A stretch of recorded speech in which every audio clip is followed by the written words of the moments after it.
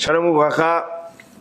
Alors comme je l'ai dit à ceux qui étaient présents la semaine dernière, je ne pouvais pas cette semaine être physiquement là pour le shiur. Donc à titre exceptionnel, on le fait à distance. Bezrat Hashem. Juste avant de commencer, je fais une précision concernant les livres de Yehoshua. Donc il y a plusieurs incompréhensions, donc je précise les choses. Donc Baruch Hashem, le livre est écrit, le livre est imprimé.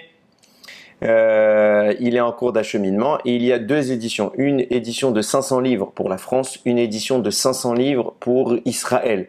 Quand j'ai parlé la semaine dernière de prendre réservation, j'ai diffusé un lien de réservation pour le livre. Je parlais de l'édition française uniquement. Il y aura un peu plus tard, le temps qu'elle arrive, qu'elle soit importée, il y aura l'édition israélienne. Donc pour Bezrat Hashem, les francophones qui seraient intéressés en Israël, il y aura également 500 livres. Je ferai parvenir l'information à ce moment-là. Et c'est seulement à ce moment-là pour les gens d'Israël qu'il faudra commander, réserver les livres. Je rappelle que les livres sont gratuits. Ok, il n'y a rien à payer. C'est pas interdit de faire un don, ça, si vous voulez le faire. Et donc là, il faut prendre réservation seulement pour les livres français. J'insiste sur la nécessité de faire une réservation du livre. Pourquoi ?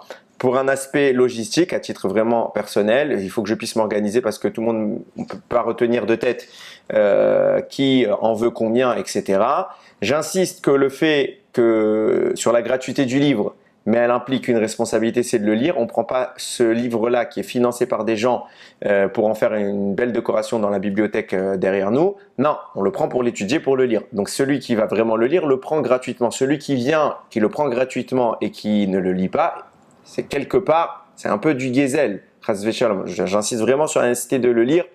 C'est pour ça qu'on le fait gratuitement, c'est bémet pour que les gens puissent étudier la Torah et connaître Akadosh Baruch Hu, pas pour décorer des bibliothèques. Donc s'il vous plaît, ceux qui le veulent, il y en a énormément déjà qui ont été réservés, il y en a presque, on va dire la moitié qui sont déjà, à l'heure où je vous parle, réservés. Ça va très vite. Donc voilà, il y aura que je serai présent pour les distribuer pendant 4 jours, donc ça va être assez rythmé, il faudra venir les récupérer ou à ce moment-là, je diffuserai un moyen pour faire une livraison via la poste, mais dans ce cas-là, il faudra évidemment payer la livraison. Je vous informerai. Il y a encore le même style de formulaire qui sera à remplir. Vous inscrivez votre nom, votre adresse, vous faites le paiement des frais de livraison et ce sera expédié directement dans votre boîte aux lettres Bezrat Hashem. Je pense que c'est la solution la plus simple pour beaucoup. Donc voilà, pensez bémet à réserver votre livre et ensuite d'être aux aguets quand je diffuserai le lien pour permettre la livraison pour ceux qui veulent et ceux qui voudraient venir se déplacer sur Bonneuil. Vous pourrez le faire, normalement c'est du 4 au 17 ou au 18 septembre qu'ils seront disponibles, donc ça va très très très vite. Ok, trêve de bavardage, on rentre maintenant dans le pourquoi nous sommes ensemble. Limud Torah, Parashat Shoftim. Alors ce shiur est offert Leilui Nishmat, David ben Mesaouda, Gabriel ben Esther, Mathilda Noya bat Angel. Pour la réfoua chez les mains de Aaron Amram ben Sliman, Yaakov ben Rachel, Rav Eliaou ben Elia, Naomi Simcha bat Rachel, Zari bat Phoebe. Et pour le Zivug Agun Vetar de Jenny bat Étoile, Michael ben Chantal, Yehuda ben Levana. Et pour toutes les personnes qui ont l'habitude de me donner des noms en présentiel, je m'en excuse, je n'ai pas la mémoire. Vous penserez à les associer également à ce shiur Bezrat Hashem.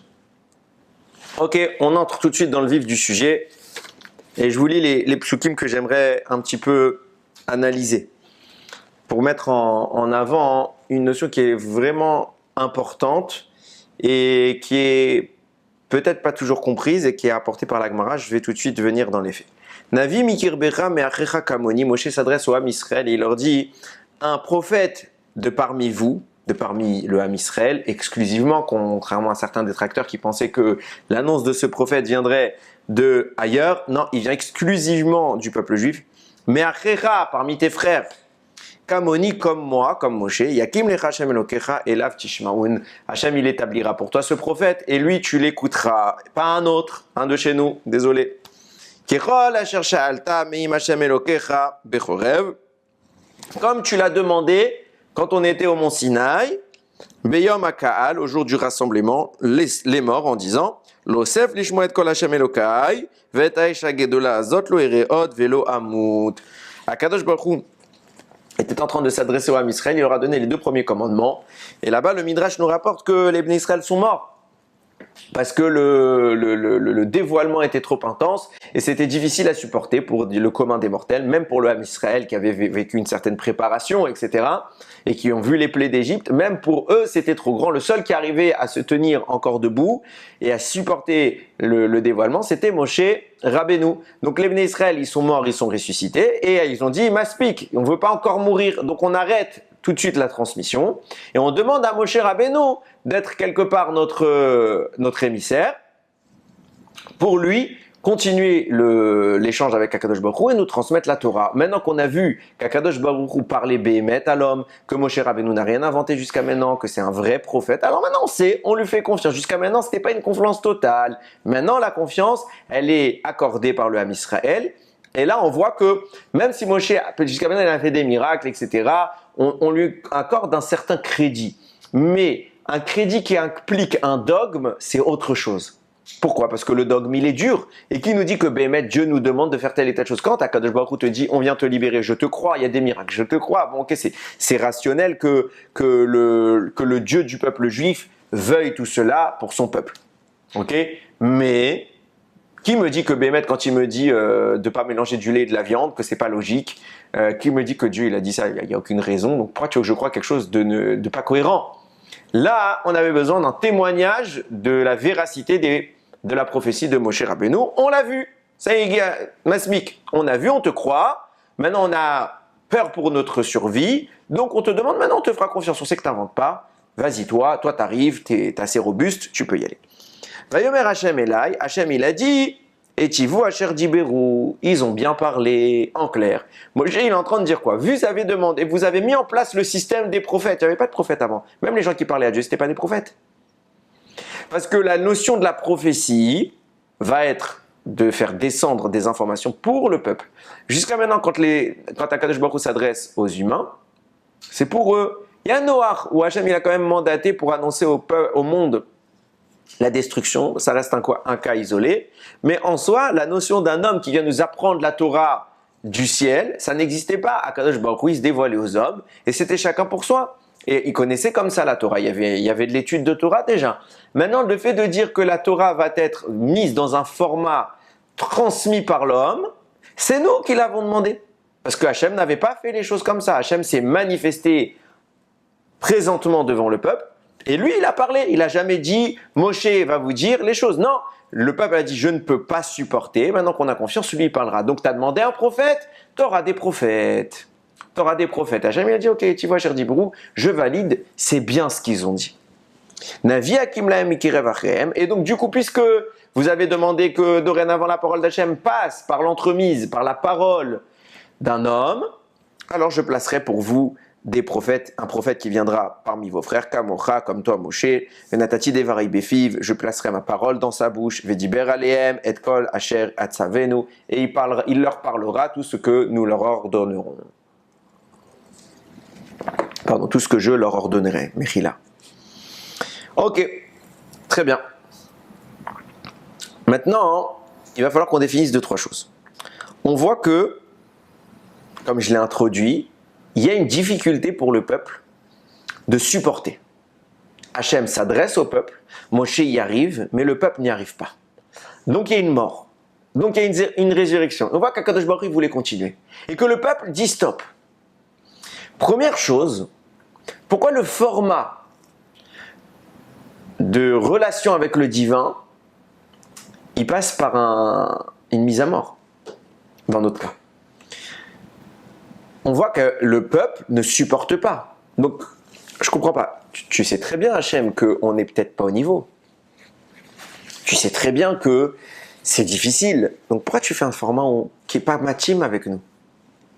Et on voit que, on va être logique, la première intention d'Akadosh Baruch Hu, du moins, comment il a présenté les choses, c'était comme ça.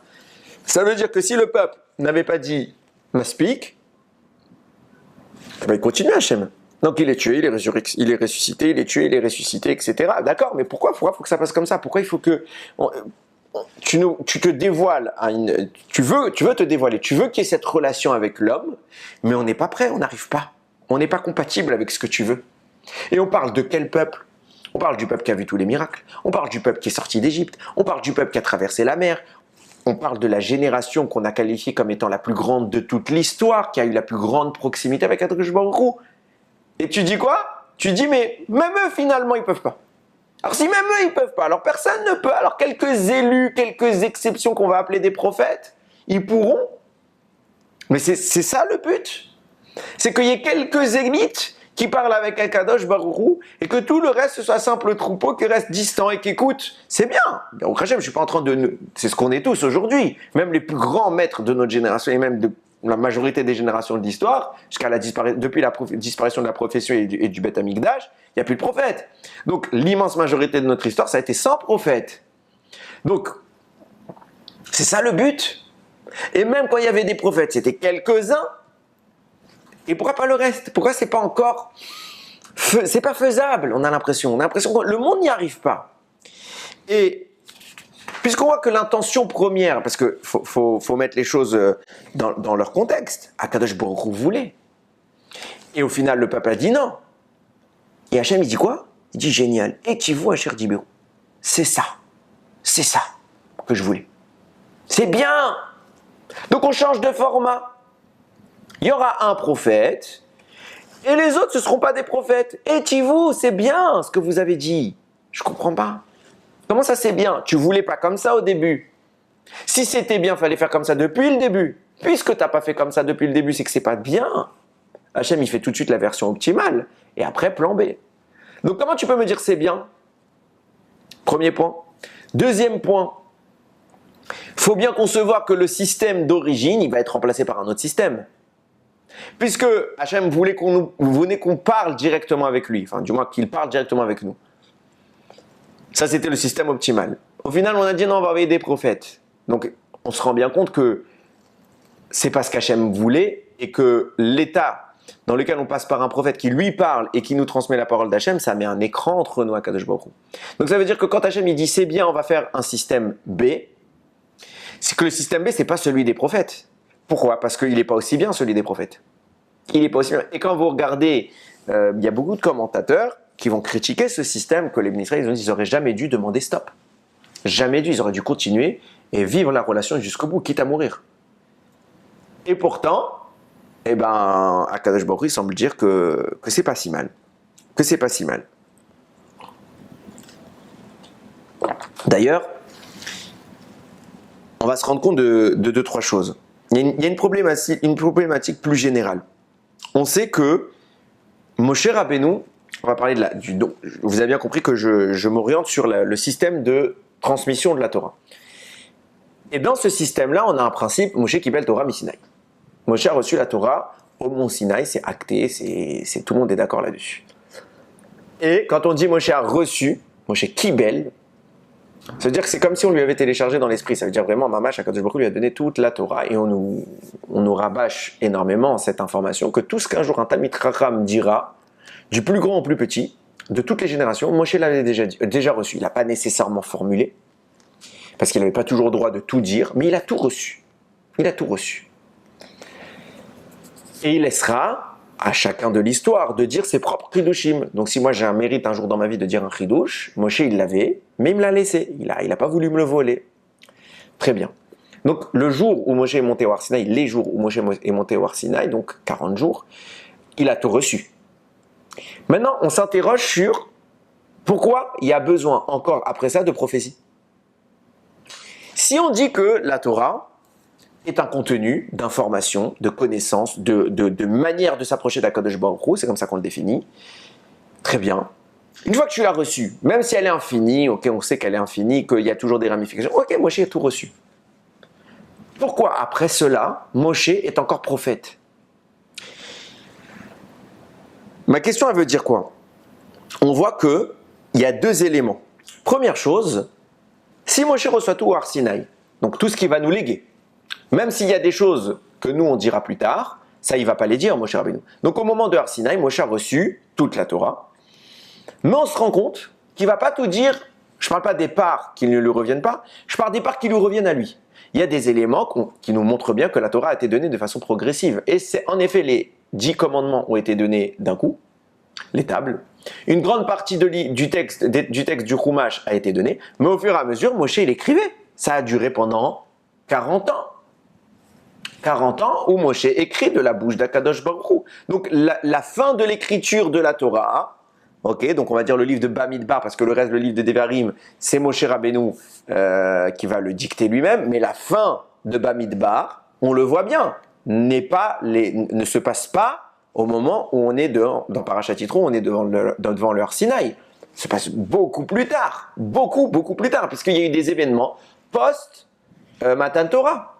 Donc, Moshe Rabbeinu, il écrit au fur et à mesure, et on pourrait croire que la raison pour laquelle Moshe n'a pas tout écrit d'un coup, c'est parce qu'on attend que l'histoire se produise. Il fallait bien que Korah fasse sa rébellion pour qu'on puisse l'écrire dans la Torah. Non, il faut bien se rappeler que la Torah n'est pas un livre d'histoire. La Torah est un livre de Torah. La Torah est un livre de mitzvot, un livre de rapprochement avec HaKadosh Baruch Hu. L'histoire vient déguiser, habiller la Torah. Mais c'est pas ça la Torah. Donc on aurait très bien pu imaginer que déjà au moment de Har Sinaï, Moshe descende avec les Luchot et avec le Sefer Torah intégral. Même il aurait peut-être pas eu exactement le même format qu'aujourd'hui, mais il aurait eu le même contenu. Seulement l'histoire, on l'aurait un peu basé. Où est le problème? L'histoire, c'est pas la Torah. L'histoire, c'est un habillement, c'est un déguisement. Donc pourquoi Moshe Rabbeinu va avoir au fur et à mesure de l'histoire besoin de prophéties pour qu'Akadosh Baruch Hu lui dise allez, on écrit tel passage, on écrit tel passage, on écrit tel passage. Ça va durer des années. Et plus que ça, combien de prophéties Moshe il a eu? Depuis Matan Torah, je parle. Venons faire un compte. Il y a les prophéties que je vais dire nécessaires hors Torah. Ça veut dire quoi, hein?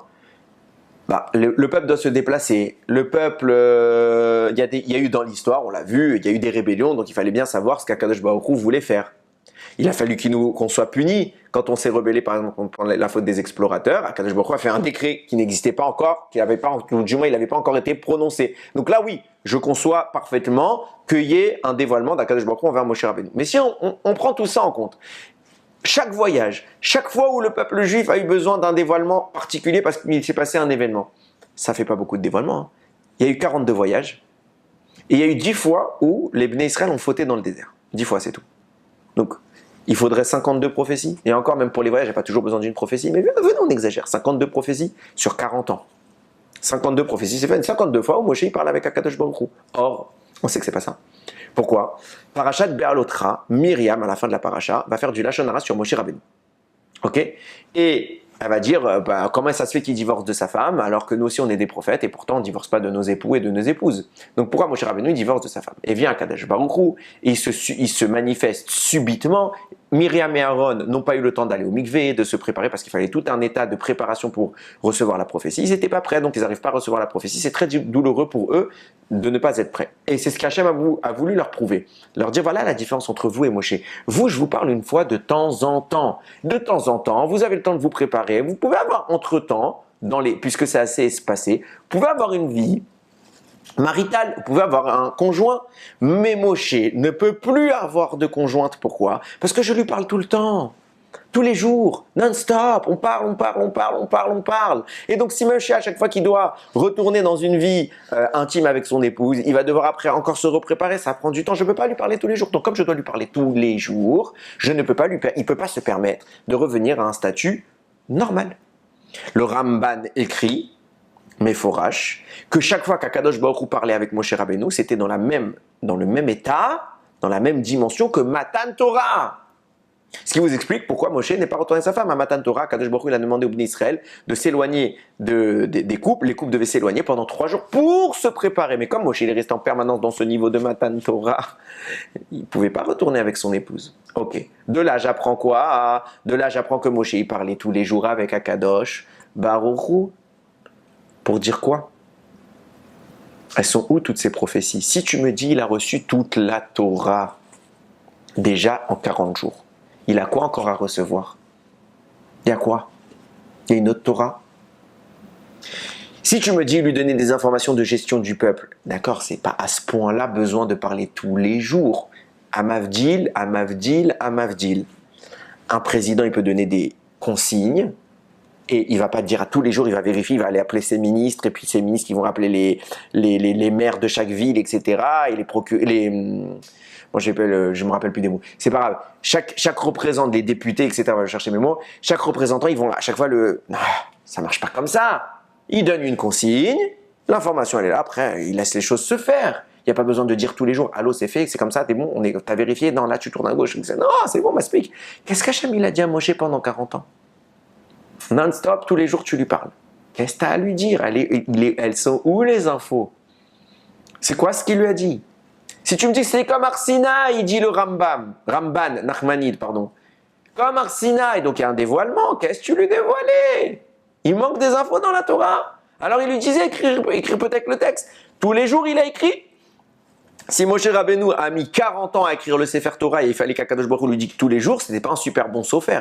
Parce qu'un sofer aujourd'hui, il met en moyenne 1 an. Et encore, c'est parce qu'il ne fait pas que ça, Yomam Balayla.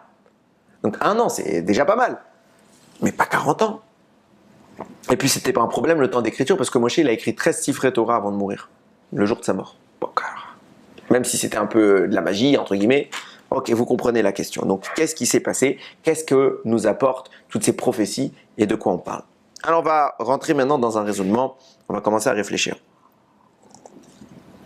La Gemara Masechet Baba Batra, elle dit que le Chacham, il est adif, il est supérieur au Navi, au prophète. Ça paraît bizarre. Pourquoi? Parce que le prophète reçoit l'information directement d'Hachem, il n'y a pas d'intermédiaire, alors que le Chacham, il analyse. Mais le fait que le Chacham se casse la tête pour interpréter, comprendre, analyser, approfondir, ça lui donne une clarté qui est supérieure à celle du prophète. Pourquoi? Pas une clarté, je ne vais pas tout de suite parler de ça, on parlera de ça par la suite, mais ça lui donne une approche peut-être plus méritoire. À savoir que le prophète, il est en phase de réception. Alors que le Chacham, il est en phase d'émission. Ça veut dire que c'est lui qui fait le travail. Un exemple, le Rav avec ses Talmidim. Quand le Rav enseigne à ses élèves, les élèves reçoivent. Le Rav fait l'effort de préparer son shiur, de réfléchir, de faire son propre raisonnement, de faire sa propre analyse des choses, de préparer. Et de faire en sorte que le sujet soit clair dans sa tête, limpide et explicite. Un des bons moyens pour savoir si vous avez compris quelque chose, c'est de vous poser la question, est-ce que je suis capable de l'expliquer à un enfant? Si vous êtes capable de l'expliquer à un enfant, c'est que vous l'avez très bien compris. Moi, je me rappelle plusieurs fois quand je faisais des shiurim à l'école, et il y a des gens qui me disaient, mais tu vas aborder telle et telle notion avec tes élèves? Je fais, oui, bien sûr. Ils me disaient, mais ils sont petits. Je fais, et alors? Ils me disent, mais ils comprendront pas. Je fais, non, ils comprendront pas si toi, t'as pas compris. Mais si toi, t'as compris, ils comprendront. Et ce qui faisait que je me permettais d'aborder tous les sujets sans gêne avec mes élèves. Aucun problème, même s'ils sont complexes. Si on prend le temps de bien nous-mêmes analyser les choses, compartimenter les informations, alors ça devient clair. Le Chacham qui a fait ce travail, lui, il est arrivé à une madrega où tout est organisé. Il a fait un travail. Le Navi reçoit comme l'élève, brutalement. Alors qu'est-ce qu'il a réussi à tout réceptionner? Est-ce qu'il y a des informations qui sont perdues, etc. Donc il est inférieur quelque part au prophète. On n'est pas du tout en train d'analyser, de comparer des hommes, dire la génération des prophètes est inférieure à la génération des Talmidei Chachamim, puisque déjà les prophètes étaient des Talmidei Chachamim. On est en train d'analyser des systèmes. Le système d'apprentissage par la prophétie est inférieur au système d'apprentissage par l'étude et par le raffinement de la sagesse. Ok. Maintenant, et c'est là que on a quand même une interrogation générale, c'est de se dire que si la chokhma, si l'étude est supérieure à la prophétie, comment se fait-il que toute la Torah soit transmise par prophétie? Pourquoi? Akadosh Baruch Hu, puisque c'est comme ça que ça s'est fait, Moshe il était dans le Har Sinaï, il ne comprenait pas, et Akadosh Baruch Hu lui a téléchargé littéralement la Torah. Si tu me dis que le mieux c'est l'étude de la Torah, que la chokhma qui doit être approfondie en permanence, ça va dépasser la grandeur du prophète, alors Hachem n'aurait pas dû dicter la Torah intégralement à Moshe. Il aurait dû lui donner quelques petites bribes très légères pour que Moshe trouve la Torah. Il aurait dû le faire travailler en tant que Talmide et lui élever sa chokhma uniquement, pas donnée par prophétie. Et toute la Torah est dictée prophétiquement. Alors comment ça se fait? On aurait dû te limiter et peut-être qu'on aurait fait des erreurs alors. Vous allez me dire, ben, c'est l'avantage de la prophétie, c'est qu'il n'y a pas d'erreur. C'est d'air, mais si tu me dis on va jusqu'au bout, soit la chorma est supérieure, soit elle n'est pas supérieure. Quel est le plus grand? On va plus loin. Le Shla Akadosh, il ouvre un petit peu la réflexion. Il explique, ça veut dire quoi? Que le Chacham, quelque part, il dépasse. Il dépasse. Et c'est moi, hein, c'est pas mon principe, c'est pas ma propre analyse, mais on en a parlé plusieurs fois. Quand on a reçu Matan Torah, il t'explique c'est quoi la chorma d'un homme. Quand est-ce qu'un Chacham, il va atteindre une madriga qui dépasse tout? On a reçu la Torah Or Sinaï, on a parlé la semaine dernière, Parashat Re'eh, qu'il y a une capacité de voir et que et on va en parler un peu plus maintenant, mais on l'a vu à plusieurs fois, quand on disait que, ça c'est Parashat Yitro, Vechol Ha'am Roim et Hakolot, tout le peuple juif a vu les voix, Rabbi ils disent que chacun a reçu sa part de Torah. Chacun a reçu sa part de Torah. Ça veut dire quoi? On a tous un chélek, on a tous une portion de Torah. Et comme je l'ai dit tout à l'heure, Moshe a tout reçu, mais il n'a pas tout dit parce qu'il y a des éléments qui étaient afférents à Man et Shama. Il y a des éléments qui étaient afférents à la Neshama d'un autre personnage, puis d'un autre, et puis on remonte jusqu'au Talmud des Chachamim qui ont constitué le Shas, le Talmud, la Mishnah, la Halacha, etc. Moshe ne l'a pas dit parce que c'est à eux cette Torah. Donc chacun a reçu sa Torah. Quand on dit que le Chacham, il dépasse, ça veut dire que la Chorma va révéler une dimension. On parle de la Torah que notre Neshama a reçue au moment où Akadosh Baruch Hu s'est adressé à nous. Et au travers de notre étude, on va réussir à dépoussiérer tout ce qui cache cette Torah, puisque quand nous naissons, on n'a pas cette Torah à l'esprit de façon naturelle. Et qu'est-ce qui se passe? On vient travailler, et au fil de l'étude, tout celui qui étudie s'en rendra compte, il va non seulement acquérir des connaissances, mais il va innover des raisonnements bons. Je ne parle pas de raisonnements farfelus et pas de raisonnements qui seraient erronés. Non, des raisonnements de Torah, c'est ce qu'on appelle un chidouche.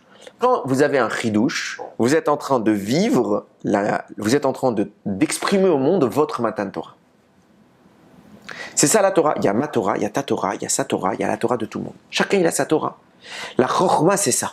C'est d'être capable de trouver en nous, à travers notre très fort, la Torah que notre Neshama a reçue au Har Sinaï, et chaque Neshama a reçu une Torah. C'est là qu'il y a un élément qui perturbe ce raisonnement.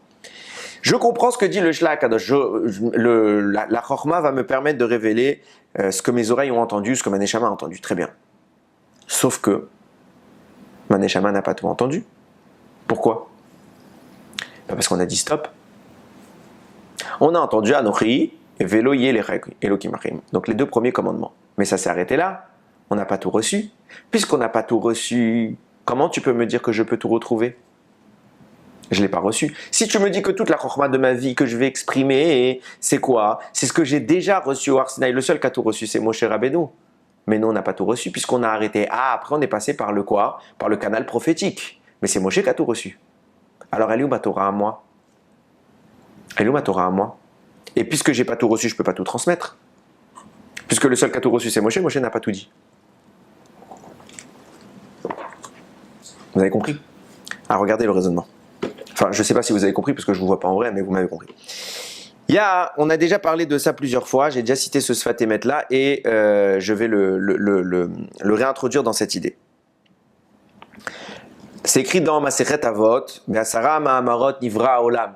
Par 10 paroles, Dieu a créé le monde. Et là-bas, les Chachamim disaient, mais une parole aurait suffi.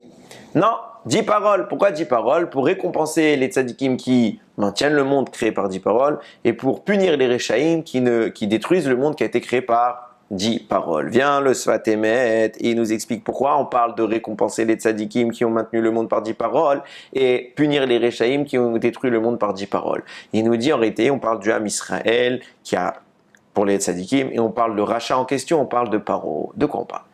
Quand Akadosh Baruch Hu a créé le monde, il a utilisé 10 paroles. Or, etc., etc. Dieu crée en 7 jours, il utilise 10 paroles et le monde apparaît. Maintenant, ce monde va se manifester dans la matière. Et on en a parlé un petit peu la semaine dernière, on avait expliqué que le monde n'avait pas atteint son objectif ultime, il n'avait pas atteint son état complet. Donc, et surtout par l'intervention de l'homme et de la faute qu'il va commettre en consommant le Etz Hadat Tov Vara. Donc il va mélanger, parce que la traduction de cet arbre, c'est un arbre de la connaissance du bien et du mal. Adam Arishon connaît le bien. Ce qu'il ne connaît pas à l'époque, c'est le mal.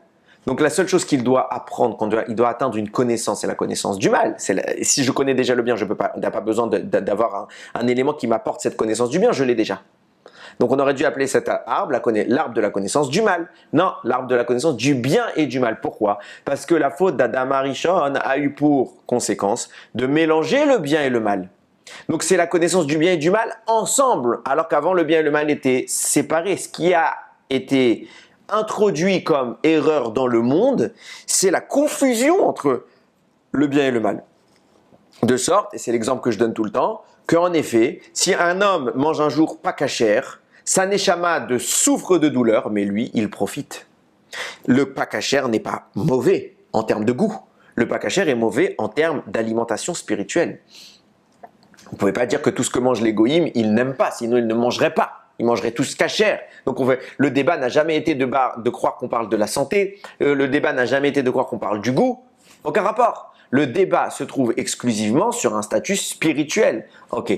Donc si maintenant un juif, chas shalom, il mangeait un animal pas cachère, de la viande pas cachère ou une consommation pas cachère, ne me dites pas qu'il dirait que c'est pas bon. À part si c'est pas bon. Mais si c'est vraiment bon, bah c'est bon. Pourquoi, comment quelque chose qui en réalité s'apparente spirituellement à une bombe, à du poison, comment je peux le trouver agréable? Eh bien, c'est ça la faute d'Adam Arishon. C'est que la Avera, je ne la distingue plus de la mitzvah. Et en réalité, au lieu que j'exprime le profit, le bien de l'âme, j'exprime le bien du corps. Et le bien du corps est en réalité mauvais pour l'âme. Donc quand le corps est satisfait, c'est bien souvent contradictoire avec ce que l'âme Neshama attend. Parfois, on peut par le bien satisfaire le corps. Mais le corps n'est plus capable de savoir est-ce que la Neshama a aimé. Le corps aime et il s'arrête à là. C'est-à-dire que vous pouvez manger cachère, vous pouvez manger pas cachère, si c'est bon, c'est bon. Alors qu'en réalité, votre Neshama, elle va dire ça c'est bon, ça c'est pas bon. Mais le mélange qu'Adam a fait, c'est cette confusion-là. Et du coup, quand il a mangé de ce mal qu'il a incorporé dans le monde, les 10 paroles de Dieu ont été ensevelies, habillées dans une matière qui les rend aveugles. Le monde est devenu aveugle de vérité. Donc, il s'est passé quoi? Les 10 élans, les 10 énergies, les 10 canaux, sources créatrices, sont maintenant infiltrés et contaminés par le mal, avec lequel il se mélange le bien. Le travail, c'est de faire la séparation des deux. C'est pourquoi Akadosh Baruch Hu va dire, il a créé le monde par 10 paroles pour les tzadikim qui respectent ces 10 paroles, et le monde par 10 paroles pour les Réchaïm, pour punir les Réchaïm qui ne respectent pas ce monde créé par 10 paroles. Ça veut dire quoi? C'est quoi les 10 paroles? C'est quoi la punition des Réchaïm qui ne respectent pas la Briata Olam? C'est les 10 plaies. Pourquoi il y a 10 paroles créatrices et il y a 10 plaies? Parce que comme il y a un mélange des deux, il faut une force de violence qui va venir frapper l'écorce pour libérer la substance. La substance, c'est la parole d'Akadosh Baruch Hu. L'écorce, c'est les forces du mal qui viennent l'ensevelir. Viennent les 10 plaies et ils cassent cette écorce pour libérer à nouveau les paroles divines, ce qui va vous donner l'apparition des 10 commandements. La parole divine est maintenant nettoyée, apparaissent les Aseret Adiberot, qui sont donnés au Béné Israël en tant que récompense, parce que eux, ils vont fuir le mal, et les 10 plaies vont être le pendant négatif des 10 paroles divines créatrices qui ont été ensevelies par le mal. Et donc, il va y avoir une séparation des deux notions, et grâce à cela, on va recevoir les Aseret Adiberot. De là, ça met en avant des réalités intéressantes.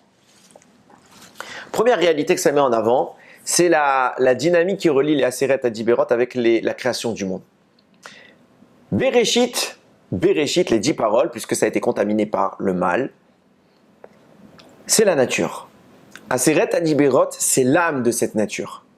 Ça veut dire que la parole d'Akadosh Baruch Hu qu'il nous a donnée au Har Sinaï, c'est ce qui vient en réalité infiltrer la nature et la faire germer. Et de là va paraître un corps extérieur. L'exemple, vous mettez de l'eau sur une graine, ça pousse. Vous voyez encore l'eau sur la plante? Non, elle n'est plus là. L'eau a été transformée. Et elle s'est manifestée par quelque chose de plus physique. L'eau, c'est un élément minéral, et là, vous rentrez dans le végétal.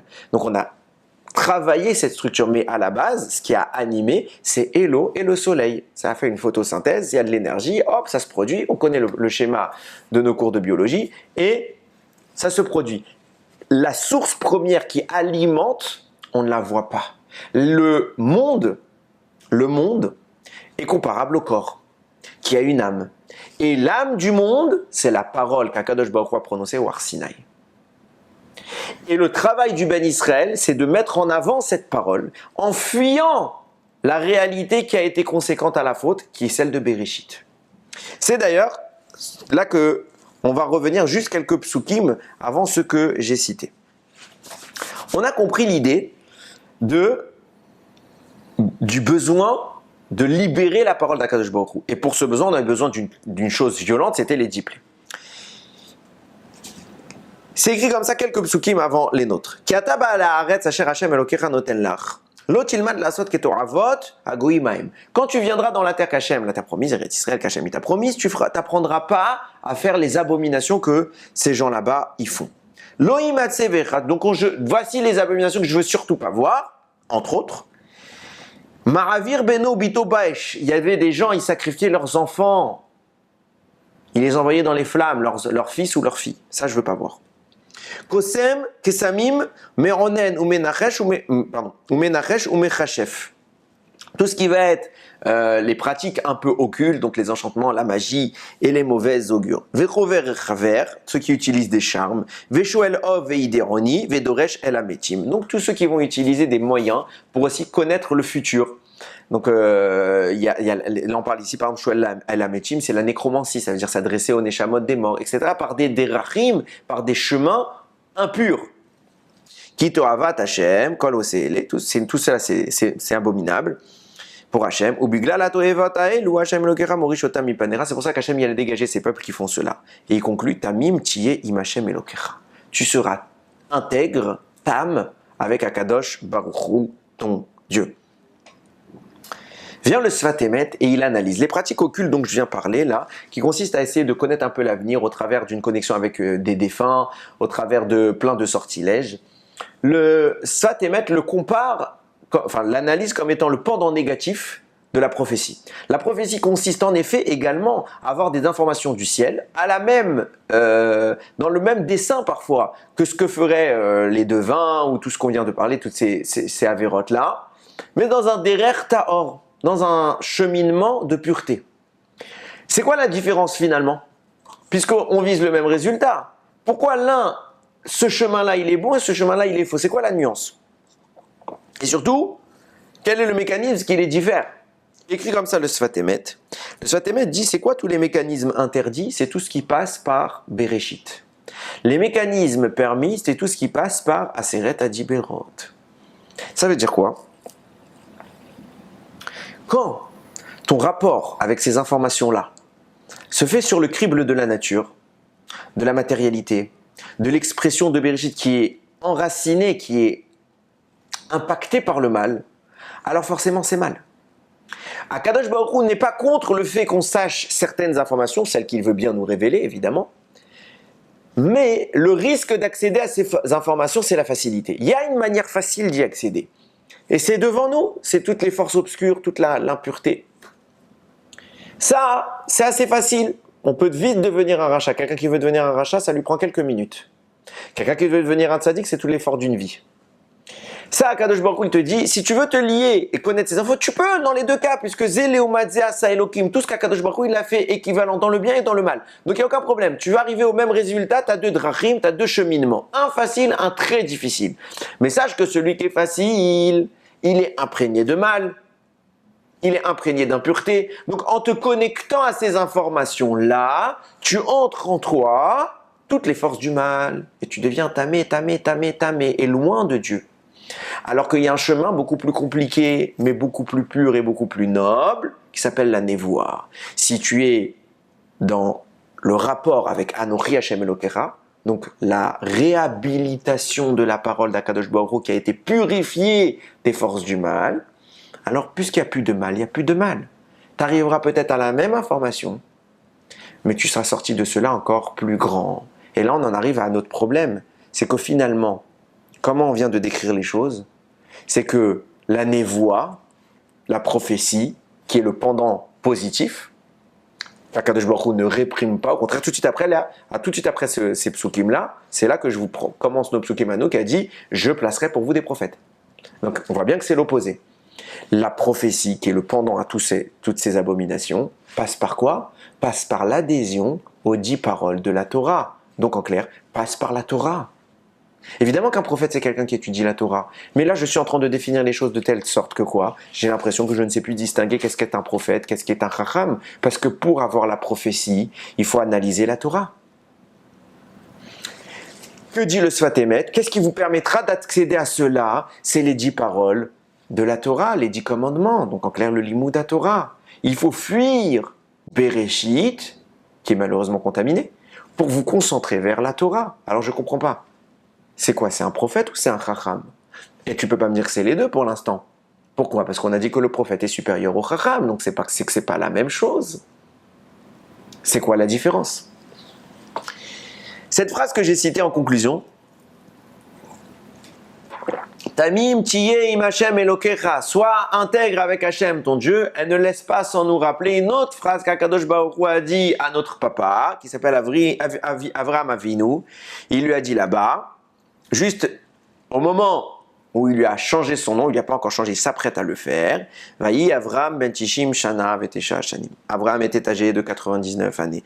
Vayira Hashem el Avraham, Hashem est apparu à Avraham, Vayomer elav Ani kel Shaddai, je suis Hashem.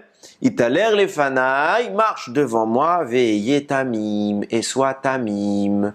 Là, Kadosh Baruch Hu va lui changer son nom, il va passer de Avram à Avraham, et il va lui demander de faire la Brit Mila. On sait que, quand on met les choses en perspective, c'est exactement ce que je viens d'expliquer.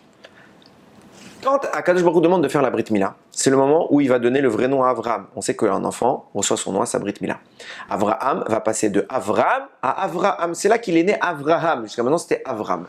Ok? Hachem lui avait déjà un petit peu annoncé les choses. Quand il lui a dit qu'il aurait des enfants, Avraham, à l'époque il s'appelait Avram, il a dit Ribono Shel Olam, j'ai regardé dans les astres et j'aurai pas d'enfants. Akadosh Baruch Hu, il lui dit sors de ta tente. Sors de ta tente, ça veut dire quoi? Rashi l'explique. Il lui a dit arrête de regarder l'astrologie, arrête de regarder Olam Hazé, arrête de regarder Bereshit. Parce que dans Bereshit, t'as pas d'enfants. Mais dans Anochi Hashem, c'est moi qui formule comme ça, c'est pas les mots de Rashi. Mais Hashem lui dit à Abraham, sors de tout cela, sors de ce système des astres et mets-toi au-dessus pour le dominer. C'est quoi la manière de dominer les astres? C'est Anochi Hashem Elokecha. Ça veut dire que quoi? On sort du monde pour aller dans l'âme du monde. L'âme, elle dirige, elle est censée dominer et elle peut s'imposer et elle peut remodeler, restructurer le monde. Anochi Hashem Elokecha, c'est l'âme du monde. C'est Akadosh Baruch Hu, le maître du monde. Il vient et il dit, c'est moi qui ai créé le monde, je peux en faire ce que je veux. Donc si tu restes figé dans Bereshit, t'as pas d'enfant. Avram est dans Bereshit. Mais dans Bereshit, Avram n'a pas d'enfant. Mais dans Anochi Hashem Elokecha, maintenant je te demande de devenir Avraham. Je change, je te sors de Bereshit, et là tu auras des enfants. Mais pourquoi Avram devient Avraham qu'à ce moment-là? Parce qu'il faut qu'il vive des épreuves.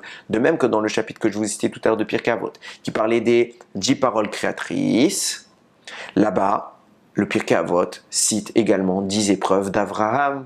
Pourquoi Avraham doit vivre 10 épreuves? De même qu'il y a eu 10 épreuves créatrices, à quoi ça sert? Eh bien, c'est exactement finalement le même cheminement que ce que j'essaye d'expliquer depuis tout à l'heure, à savoir que pour arriver à Anochi, il faut une violence, il faut un effort, il faut de la confrontation. Il faut de la confrontation. Le monde, pour libérer Anochi, a eu les 10 plaies. Les 10 plaies sont venues briser l'illusion du monde pour, quelque part, affranchir la parole d'Akadosh Baruch Hu. Mais ça, c'est au niveau du monde. Mais j'ai fait tout à l'heure un parallèle entre l'âme et le corps, et la parole d'Akadosh Baruch Hu, Anochi, et le monde. Le le monde, et le corps qui vient envelopper une âme qui n'est autre que la parole d'Hachem. Donc le monde a été libéré, mais nous on a toujours un corps. On n'a pas encore fait ce parallèle avec l'âme. Et pour arriver à ce que nous vivions le même parallèle que le monde, à savoir l'accès à la révélation des 10 paroles d'Akadosh Baruch Hu et donc de la Torah, Abraham, à titre individuel, va vivre ce que le monde a vécu de façon spectaculaire et collective, à savoir, pour que lui-même en tant qu'individu puisse recevoir la Torah, alors il va devoir s'appliquer sur lui-même de façon imagée, s'appliquer sur lui-même les 10 plaies. C'est quoi la manière d'appliquer les 10 plaies? Les 10 plaies, c'est ce qui venait détruire les forces du mal qui étaient inhérentes à notre être. C'est pour ça qu'Abraham va vivre 10 épreuves. 10 épreuves, c'est quoi? C'est des moments où le Satan, l'ange du mal, va venir nous tenter. Il va tenter Abraham. Et ça veut dire qu'à ce moment-là, Abraham va briser le mal puisqu'il va être vainqueur des épreuves. Donc en brisant le mal, il le retire de sa constitution, de même que la plaie venait retirer le venin négatif, l'infiltration qui s'est produite, la contamination qui s'est produite dans le monde. Au travers des 10 épreuves, Abraham sort de Bereshit pour entrer dans Anochi Hashem Elokecha. Et à ce moment-là, Kadosh Baruch Hu lui dit, mais arrête de regarder les astres, tout cela c'est ce que je répugne. Pourquoi? Parce que toi tu regardes le corps quand je te demande de regarder l'âme. Regarde dans l'âme de ce monde, dans la Torah qui vient l'animer, et tu verras que là il est possible de donner la vie, même pour toi. Même pour toi. Et à ce moment il lui a dit, comme à nous les Bnei Israël, il dit, Tamim tiyé. Il a dit aux Bnei Israël, soyez Tamim, et Abraham il lui a dit, veillez Tamim. C'est quoi être Tamim? Quand vous regardez le mot tamim, c'est les mêmes lettres que metim. C'est fuir cette mort-là. Cette mort, c'est quoi? C'est les forces du mal, qui sont les forces de la mort. Et oui, Abraham pouvait regarder dans l'astre. Oui, Abraham connaissait ces secrets-là. Et Akadosh Baruch Hu lui dit, mais ça, même si tu le fais avec une volonté pure, ça reste que ce mécanisme-là est celui qui est attenant à Bereshit, et forcément, il est mauvais. Le seul derrière, le seul cheminement compatible et positif, celui qui passe par Anochi Hashem Elokecha. Et là, Abraham donne naissance au Ham Israël. Il devient Abraham. C'est pas pour rien que l'Agmara, c'est Masechet Brachot, elle dit, c'est Rabbi Shimon Bar Yochai qui dit, 3 bons cadeaux ont été donnés au Ham Israël, mais ils ne s'acquièrent que par des souffrances. C'est quoi ces 3 cadeaux? La Torah, Eretz Israël et le Olam Haba, le monde futur. Je le mets au passage pour tous ceux qui ont fait récemment leur Aliyah, Bezrat Hashem. La terre d'Israël, il y a des efforts à faire pour la mériter. C'est pas on arrive, c'est comme en France. C'est pas comme en France. Et heureusement que c'est pas comme en France. Baruch Hashem, si c'était pour que ce soit comme en France, on reste en France. C'est un autre monde. Il y a des difficultés dans ce monde. Pourquoi? Parce que c'est un mérite et un mérite ne s'acquiert que par l'effort. Donc on arrive en Israël, c'est pas au premier problème qu'on dit ah non, c'est trop dur, je me casse. Non, c'est dur d'être en Israël. Mais pourquoi c'est dur? Parce que c'est grand d'être en Israël. De même que c'est dur d'être en couple. C'est très dur d'être en couple. On a une personne en face de nous qui est très différente de nous, qui n'a même pas la même approche des choses. Mais c'est ça qui est grand. C'est d'accepter la confrontation, d'accepter de changer pour s'acclimater. Et bien c'est ça, Eretz Israël. Et bien pareil pour la Torah, et pareil pour le Olam Haba, c'est une évidence. La Torah ne s'acquiert que par l'effort. Il n'y a pas de puce magique qui a téléchargé dans notre esprit toute la Torah. Non. Il y a des fois des gens qui me disent oui mais moi je ne connais pas, j'ai pas appris. Mais moi non plus, je ne connaissais pas un jour. Et n'importe quel rave ne connaissait pas un jour. Il n'est pas né avec la Torah dans la bouche. Non, il a travaillé, il a appris. Personne n'est né rave. Tout le monde est devenu Rav. Personne n'est né Talmid Chacham, tout le monde devient Talmid Chacham. Par l'effort, par l'apprentissage. Pourquoi ça s'acquiert par des efforts? Parce qu'il faut briser la matérialité qui est venue ensevelir la parole d'Akadosh Baruch Hu. Et une fois qu'on a brisé cette matérialité, la parole d'Akadosh Baruch Hu devient visible, constatable, palpable. Et on peut l'appréhender. Ça devient quelque part notre cadeau.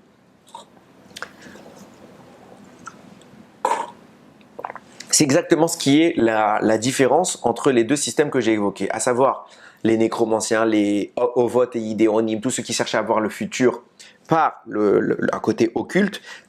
Eh ben, leur mécanisme, c'était la liaison avec Bereshit, comme on l'a dit. Mais ils n'ont pas fait l'effort d'enlever le mal. Donc, qu'est-ce qui se passe? Nous dit Rav Moshe David Vali, c'est un Mekoubal, c'est un des élèves du Rama Mipano. Il dit quand les Ovot et les Idéonim, quand les gens faisaient cette nécromancie-là, on l'a expliqué plusieurs fois que l'âme est divisée en plusieurs niveaux, dont 3 qui sont intracorporels et 2 qui sont extracorporels. Ok? Donc on a le nefesh, je ne vais pas rentrer dans les détails, c'est juste redonner les principes. Nefesh, ruach, neshama, ça c'est les 3 qui sont introduits dans notre corps. Et encore, il faut les mériter, on a le minimum qui est rentré dans notre corps, c'est le nefesh. Les 2 autres, si on a le mérite, sinon ils sont un peu au-dessus. Et on a la chaya et la yichida qui sont vraiment extracorporels, et ça c'est un autre sujet. Revenons sur ces 3-là, nefesh, ruach, chaya. Neshama, pardon. Les 2 derniers, ruach et neshama, sont les parties divines. C'est les plus hautes, par rapport à nefesh qui est l'âme bestiale. Au moment où le devin faisait ses incantations pour se connecter à ses forces physique, enfin pas physique mais matériel, nous dit Rav Moshe David Vali, leur neshama et leur ruach s'en allaient. Il ne leur restait plus que le nefesh. Il ne leur restait plus que le nefesh. Ça veut dire quoi? Il ne restait plus que le nefesh. Ça veut dire que le nefesh qui vient correspondre à la vitalité du corps, la vitalité minimaliste, qui correspond à l'âme bestiale, l'âme la plus basse qui soit, lui se met en avant. Bereshit. C'est le corps, c'est le culte du corps, c'est l'avantage donné au corps. Qu'est-ce que nous, on nous demande? C'est de détruire cet avantage pour faire priorité à Ruach Neshama. C'est pour ça que quand on fait tout l'inverse et qu'on se lie à ces forces impures, le Ruach et la Neshama s'en vont. À l'inverse, nous dit le Rambam, quand un prophète parlait avec Akadosh Baruch Hu, il s'effondrait au sol. Il n'arrivait pas à rester éveillé, concentré, normal. Il y avait une faiblesse physique terrifiante au point qu'il n'arrivait plus à tenir debout. Pourquoi? Parce que subitement, c'est tout l'inverse. C'est la nefshama et le ruach qui prennent le dessus et le corps s'affaiblit. Il n'arrivait pas à tenir. Donc il s'était complètement écroulé. Un qui donne présence à l'âme, à Anochi Hashem Lokecha. L'autre qui donne présence au corps, Bereshit bara Elokim. L'autre, un se maintient facilement quand il se connecte à l'impureté, son corps est maintenu mais sa neshama s'en va. L'autre c'est tout l'inverse, sa neshama s'impose et le corps a du mal à la supporter, il s'effondre. Ça c'est ce qu'on appelle un prophète. C'est ce qu'on appelle un prophète. Encore une fois, on est toujours dans le même cheminement de noter que toutes ces notions de prophétie sont basées sur une liaison aux paroles de Torah, donc à l'étude, à Anochi, et donc c'est la définition de la Chochma. Donc on a l'impression qu'on commence à mélanger les 2 notions de Chochma et Nevoa. On va devoir essayer de comprendre encore cela. Il existe cependant une exception. Un homme sur terre est parvenu à ne pas s'effondrer quand Akadosh Baruch Hu lui parle. C'est qui? C'est Moshe Rabbeinu. Pourquoi Moshe Rabbeinu il s'effondre pas? Parce que Moshe Rabbeinu, à titre individuel, il a vécu cette dimension-là de l'effort. Il n'est pas arrivé en Égypte comme ça en étant le grand homme que nous connaissons. Au contraire, pendant des années, il a 80 ans au moment où il arrive en Égypte, Moshe Rabbeinu. Pendant 80 ans, Moshe va se travailler, se raffiner, se peaufiner pour arriver à une dimension où il s'est appliqué à lui-même les épreuves, ou Akadosh Baruch Hu lui a fait vivre ces épreuves, les épreuves qui ont véritablement retiré l'impureté de son corps. Il s'est appliqué les 10 plaies. C'est pour ça qu'il peut les appliquer au monde. C'est le seul homme sur terre qui pouvait faire les plaies. Pourquoi? Parce que c'est lui qui les a déjà incorporés. Il a déjà fait ce cheminement à titre personnel. Il est en train de le généraliser à titre universel. Le monde est en train de guérir parce que les hommes guérissent. Il y a un homme qui avait guéri. Et il s'appelait Moshe. Lui, puisque son corps a déjà été dépouillé de toute l'impureté de ce monde, alors il se maintient debout. Et lui, quand il arrive au Arsina, il écoute la parole d'Hachem. Il n'a pas le défaut. Il peut écouter la parole d'Hachem. Les autres s'effondrent parce que c'est des prophètes normaux. Ils ont encore le défaut. Ils n'arrivent pas à se maintenir. Ils ont vécu les 10 plaies en les regardant, mais ils ne sont pas incorporés en eux ces 10 plaies, venus les guérir. Donc, eux ne peuvent pas se maintenir à ce niveau-là de Matan Torah. Donc, qu'est-ce qu'ils vont dire? Ils vont dire, Moshe Rabbeinu, on doit tous recevoir la Torah. On doit tous être des prophètes. On doit tous avoir notre Torah. On ne peut pas. Alors, prends toute la Torah. Et qu'est-ce que tu vas faire? Tu vas nous la donner. Mais doucement, doucement. Le transfert de la Torah passe de brutal à progressif. Et les 40 jours de Matan Torah se transforment en 40 ans d'enseignement dans le désert. D'ailleurs, Bamidbar, c'est Bamedaber. Dans le désert, ça peut se lire dans celui qui parle. Ça veut dire que le but du désert était de vivre une progression individuelle, là où Akadosh Baruch Hu avait proposé une progression collective, mais brutale. Et les Bnei Israël ont dit, Ribono Shel Olam, on n'a pas encore pris les 10 plaies. C'est pour ça que Chachamim diront, à la suite de ce Pirkei Avot, à 10 reprises, les Bnei Israël ont tenté Akadosh Baruch Hu. Ça veut dire qu'ils ont tenté, ils ont éprouvé, c'est pas le mot tenter. Ils ont éprouvé Akadosh Baruch Hu. Pourquoi à 10 reprises les Bnei Israël ont éprouvé Akadosh Baruch Hu? Parce que ça veut bien dire que s'ils l'ont éprouvé, c'est qu'ils ont fait une avéra. S'ils ont fait une avéra, c'est qu'il y a un Yetzer Hara qui les a attaqués. Si un Yetzer Hara les a attaqués, c'est qu'on était en train de vivre une épreuve. Et cette épreuve-là aurait dû être une réussite, elle s'est soldée par un échec. Et si ça avait été une réussite, alors on aurait vécu 10 épreuves comme Abraham a vécu 10 épreuves, on aurait vécu les 10 plaies individuelles pour que notre constitution physique soit détachée de la matérialité de ce monde et ne se fie qu'à sa neshama, à Anochi. C'était ça le but. La Gemara elle rapporte dans le traité Iruvin, là-bas c'est écrit, c'était comment que Moshe, c'est quoi le seder, l'ordre d'enseignement de la Mishnah. Alors la Gemara là-bas elle raconte, Moshe recevait la parole d'Akadosh Baruch Hu, puis Aaron y rentrait, et Moshe lui enseignait son chapitre, la section qui lui correspondait. Il lui enseignait le chapitre en question, et Aaron s'enseignait à côté de Moshe. Puis les enfants d'Aaron rentraient, et Moshe leur enseignait leur section. Puis les anciens rentraient, et Moshe leur enseignait leur section, etc. Vient le prix de Tzadik, et il dit, comment ça se fait ça? À chaque fois, il a écrit, il leur enseignait leur section. Ça veut dire quoi, il leur enseignait leur section? Pourquoi c'est pas écrit, il leur a enseigné? Il leur enseignait la Torah. Non, à chaque fois écrit, il enseignait sa section à Aaron, la section de ses enfants, la section des anciens. Quoi, c'est pas le même enseignement? Non. Moshe leur enseignait la Torah qui leur revenait et qu'il a reçue à leur place au Har Sinaï. Tous devaient recevoir la Torah. Chacun devait recevoir sa Torah. Mais comme on a refusé le travail, alors on a nommé Moshe Shaliach, émissaire à notre place. C'est pour ça que Moshe a reçu toute la Torah de Shimon, de Lévi, de Issachar, de Zevulun, tous les êtres humains à venir, Moshe a reçu leur Torah. Pourquoi? Parce qu'on n'était pas capable de la recevoir. Donc chez Moshe Rabbeinu, il fallait qu'il la prenne intégralement. Et le don de la Torah qui était visé individuel, pour chacun d'entre nous, il s'est concentré chez un seul homme qui a eu tout le potentiel de la Torah. Et maintenant, pourquoi Moshe ne donne pas toute la Torah d'un coup? Et pourquoi Kadosh Baruch Hu lui parle pendant des années? Parce que les Bnei Israël vont vivre dans le désert et ils doivent vivre des épreuves. Ils doivent se travailler. On croit que les Bnei Israël, ils ont fait plein d'avérotes dans le désert. Ils ont fait 10 avérotes en 40 ans. C'est même pas ce qu'on fait en 1 heure. Eux, 10 en 40 ans. Qu'est-ce qu'ils vont faire tout le reste des fois où ils vont faire des rêves? Encore, qui a fait la majorité des avérotes, c'est le Erevrav qui ont incité le peuple. Mais quoi qu'il en soit, on a fauté. Mais tout le reste du temps, qu'est-ce qu'on se travaillait? Et Akadosh Baruch Hu, il venait voir régulièrement Moshe Rabbeinu. C'est moi qui dis comme ça, c'est ma manière d'analyser les choses. Akadosh Baruch Hu venait voir Moshe Rabbeinu lui dire, ça y est, tel chapitre de la Torah qui appartenait à tel Neshama, il a été libéré parce que tel Neshama, elle a fait son travail. Tu l'as reçu, tu peux lui enseigner maintenant. Comme ça, tu vas lui expliquer, tu vas lui dire telle et telles informations. Et Moshe Rabbeinu venait et un par un, il leur disait la même parole, parce que c'est la même Torah, mais qui n'a pas la même sensibilité, la même approche, le même regard en fonction de chaque individu. Chacun, il va lire le même texte, il va voir son ridouche, sa sensibilité dans ce texte. C'est ça la part individuelle que nous devions recevoir au Har Sinaï. Nos Neshamot avait besoin de ça. Qu'est-ce que fait Moshe Rabbeinu? Il réunit toutes les Neshamot et une par une, il leur apprend chacun sa section. Pourtant, c'est le même texte qu'il leur enseignait. Mais quand il parlait à Aaron, Akadosh Baruch Hu venait de lui expliquer la Torah que Aaron allait ressortir de cet enseignement.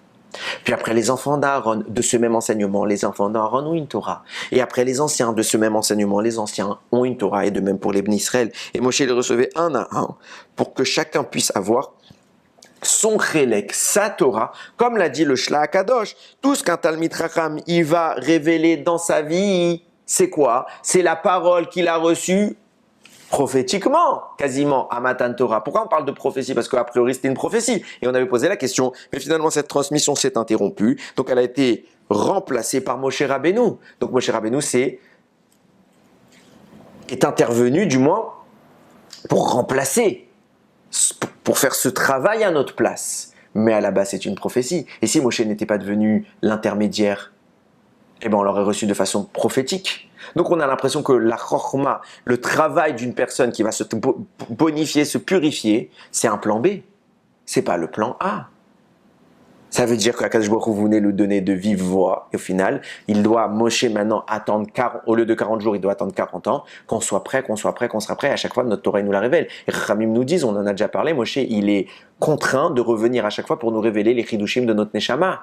Donc à chaque fois que vous trouvez un chidouche, Moshe il vient quelque part vous le murmurer à l'oreille avec autorisation d'Akadosh Baruch Hu. Donc c'est bien ce qu'on est en train de dire. À chaque fois Moshe il doit venir transmettre cette Torah.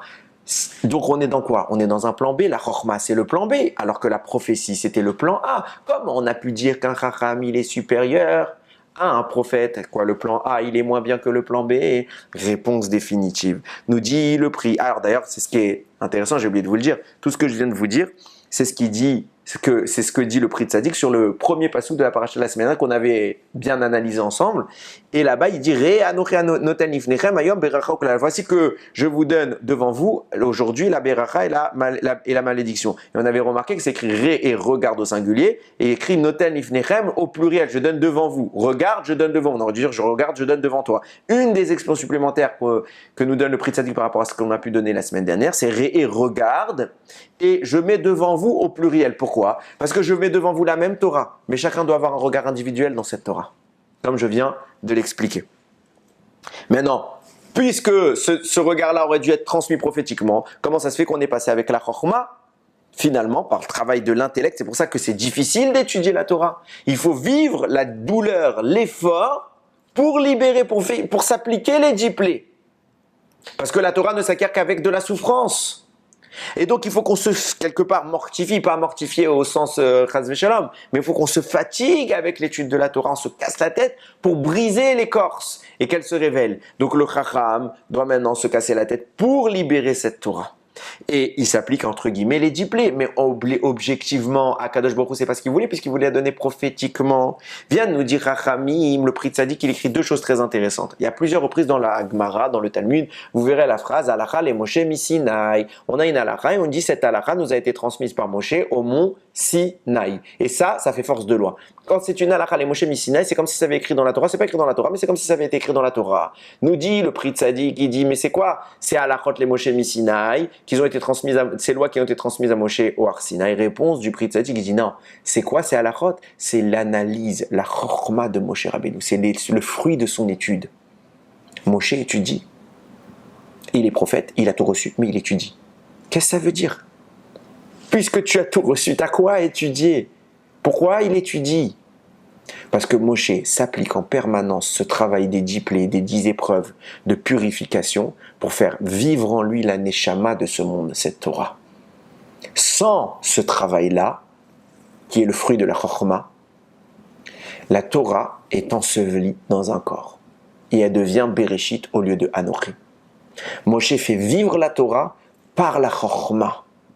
Et nous dit le prix de Tzadik, c'est exactement la qualification qui distingue Moshe de tous les autres prophètes. Tous les autres prophètes ont une vision qu'on appelle Aspaklaria She'ena Meira, une lentille qui n'éclaire pas. Pourquoi? Parce que c'est obscur, c'est sombre, c'est trouble. Pourquoi c'est troublé? Parce qu'il y a les forces du mal. Et le prophète n'arrive pas à percevoir la réalité. C'est pour ça qu'il s'effondre, parce qu'il a encore un corps, il a encore une matérialité. Moshe Rabbeinu, sa prophétie était qualifiée par la Torah, par les Chachamim, de Aspaklaria Hameira. C'est une lentille qui éclaire, parce que Moshe voit la parole d'Hachem aussi limpide que de la lumière. Il n'y a pas de trouble, il n'y a pas d'interférence. Pourquoi? Parce que le corps n'est plus une interférence. Nous dit le prix de Tzadik, quand est-ce qu'on a dit que le Chacham est supérieur au prophète? On parle d'un prophète qui est dans Aspaklaria She'ena Meira. Il est dans une vision qui est troublé, il n'a pas la vision réelle, mais un chacham le dépasse. Pourquoi? Parce que ce travail que le chacham fait vient briser sa matérialité pour faire de sa vision quelque chose de clair.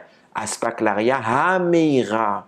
Et donc à ce moment-là, il atteint la réalité profonde de ce qu'on appelle la prophétie, celle où il n'y a pas d'interférence entre la parole d'Akadosh Baruch Hu et notre réception. Quand Akadosh Baruch Hu voulait nous donner la Torah, c'était Aspaklaria Hameira, une Torah éclairée. Seulement les Bnei Israël, ils ont dit Ribono Shel Olam, nous on n'est pas des Chachamim. Et pour avoir une Aspaklaria Ameira, une vision éclairée, il faut qu'il y ait la Chokhma qui ait fait ce travail, qui nous casse la tête. Il faut qu'on applique à notre corps les 10 plaies. Il faut qu'on applique cette capacité d'extraire la matérialité, d'extraire Bereshit pour vivre son âme. Anochi Hashem Elokecha. Et Hashem, il entend ça et il dit, c'est vrai, c'est pour ça que vous mourrez. Vous êtes métim, vous n'êtes pas encore tamim pour devenir. Vous étiez métim, c'est mort, tamim, c'est intègre. Pour être intègre, il faut vivre les épreuves comme Avraham Avinu. Et Akadosh Baruch Hu, il dit, c'est vrai, moi je veux vous donner le plan A. Le plan A, c'est la prophétie parfaite, claire. Mais pour arriver à cette prophétie, il faut devenir des talmidei chachamim au préalable.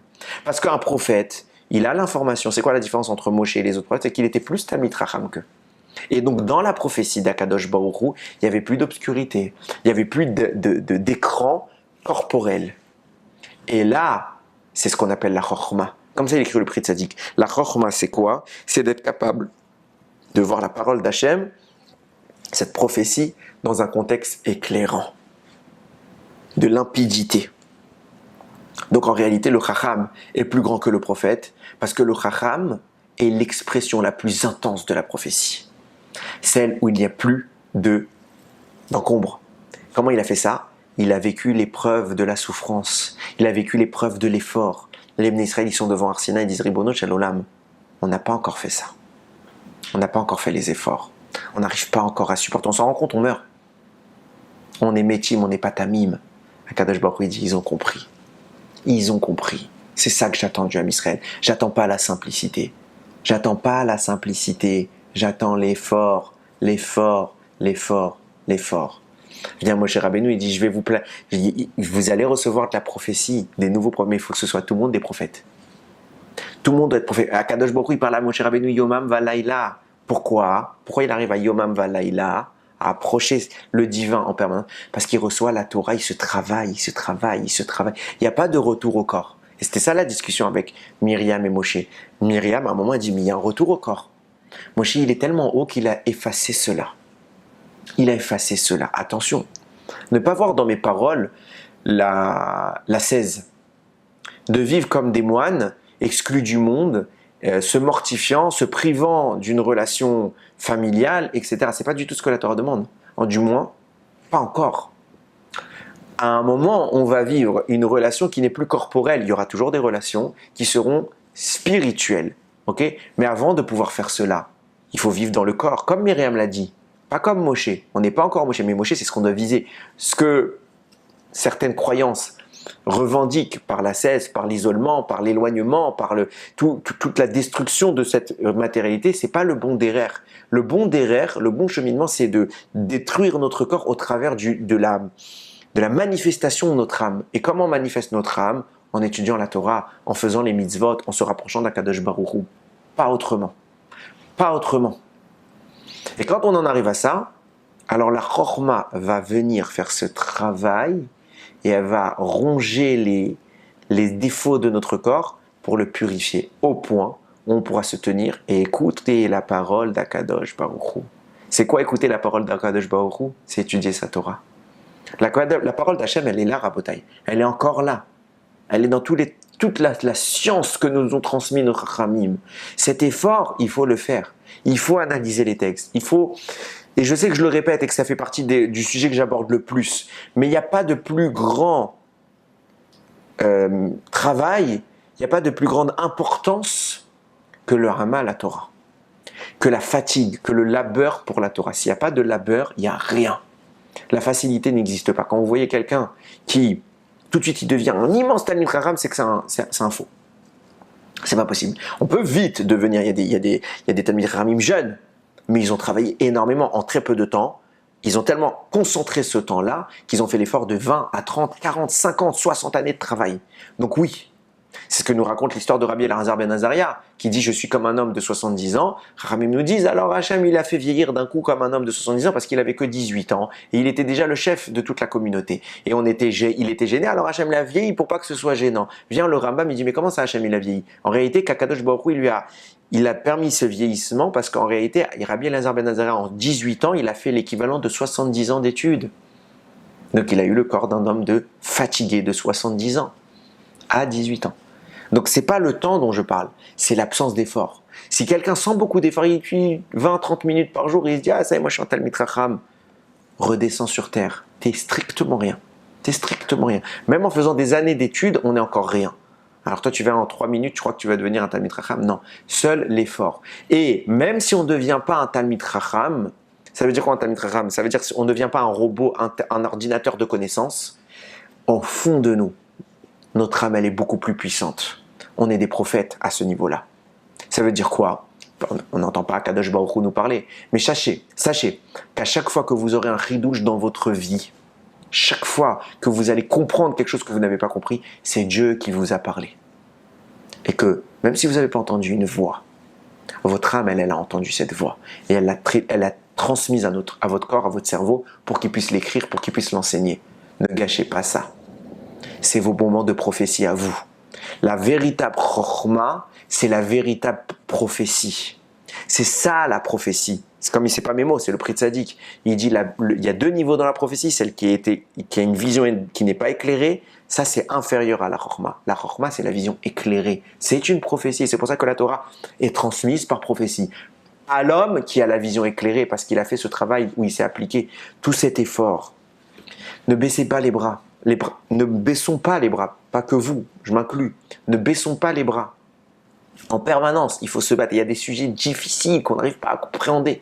On les répète, on se bat, on peaufine, on brise les forces du mal qui se sont inséminées dans notre corps et on fait sortir la parole d'Akadosh Baruch Hu au travers de notre Neshama. Yiratson, qu'on se sanctifie pour Akadosh Baruch Hu, qu'on fasse briller cette lumière de le monde et que très vite on soit hors la goïm, on soit la lumière des nations qui révéleront la royauté d'Akadosh Baruch Hu sur terre avec la venue du Mashiach et Bimera Biamenu, la reconstruction du Beth Amikdash. Baruch Adonai Leolam, Amen ve Amen.